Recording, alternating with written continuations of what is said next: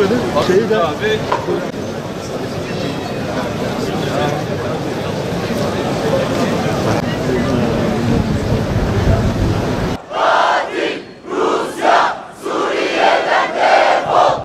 Öncelikle şunu görelim.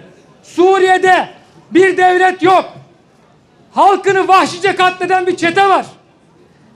Eğer Miloševićler, Karadzićler meşruysa Beşar Esed de meşru kabul edilebilir. Ama biz biliyoruz ki o Miloševićler, o Karadzićler Uluslararası Ceza Mahkemesi'ne yargılandılar. Ve bir gün inşallah Beşar Esed katili de aynı şekilde yargılanacak. Yıllardır Esed rejimi Suriye'de kadın, çocuk demeden sivilleri, tüm Suriyeli halkını öldürüyor. Bildiğiniz gibi İdlib'de şu an 4 milyondan fazla insan yaşamakta. Bunun %70'i kadın ve çocuklardan oluşmakta. Binlerce çocuk vahşice öldürüldü ve tecavüz edildi. Binlerce kadın öldürüldü.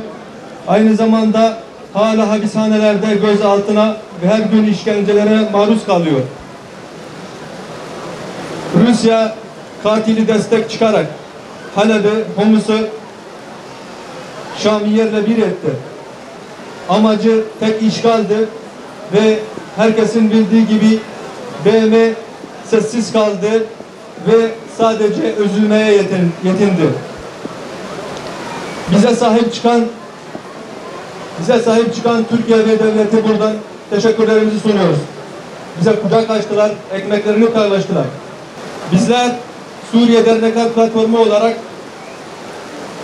Rusya hemen İdlib'e karşı saldırı durdurmalı ve Suriye'den çekilmeli. Ve aynı zamanda BM İdlib hava sahasının kapatılması gerekiyor.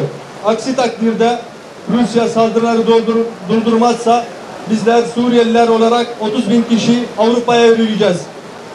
Ve uluslararası aktivistler İdlib'e canlı kalkanı olmaya davet edeceğiz.